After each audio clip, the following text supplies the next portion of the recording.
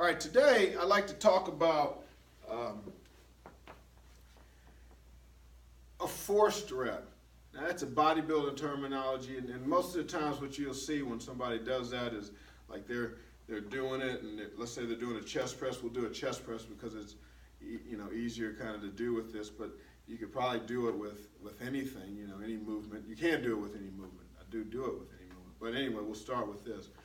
And basically what happens is that person pushes and they hit kind of a wall, and then they have a friend or somebody who then helps them move the bar, and they keep on pushing until they finish.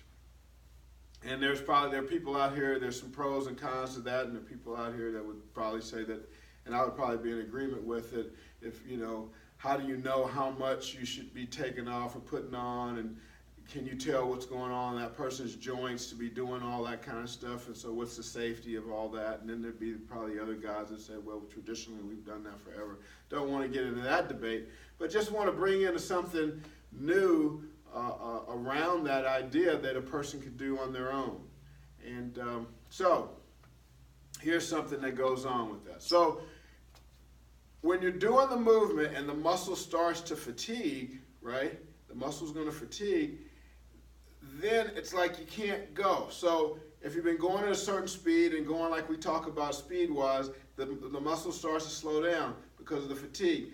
Then if you go back down and then try to accelerate it a little bit more than you did the time before, what will happen is it'll almost like, it'll go further in the range of motion, but it won't go that much faster because of all the fatigue that's already been developed.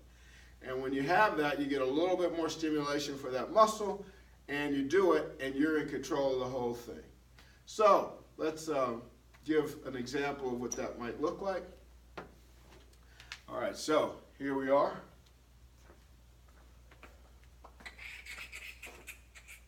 And I'm going to grab, I might be out of the picture, but I'll come back. Here I am. All right, so I'm going to grab these 25s and come over here. And so I always try to match my velocity with the weight that I'm using. So if I'm going a little faster, I'll probably go a little faster with a heavier weight and a little slower with a lighter weight. So just want you to know that to help create fatigue for the fiber that I'm recruiting. So here we are. So boom, I'm here. Put the shoulder blades together, and then I start the set. Boom, then I'm back down.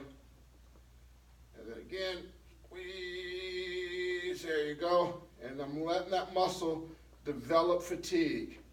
It's developing fatigue with each rep. There you go, I'm on it. Now I'm starting to get that fatigue, and the range of motion starting to diminish.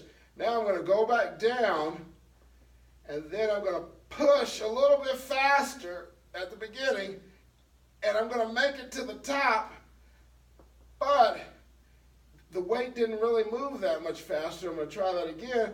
I'm going to push a little bit faster than I was, and then this time I just hit the wall right where I was, and then boom. So I got one more rep out of that than I would have if I'd have just stopped, but I didn't dilute that rep by pushing too fast or by having somebody, kind of help me try to do a force rep, and then the intensity got diluted because the person lifted it too much and all that kind of stuff. So anyway, something to think about as far as the force rep goes. Thank you.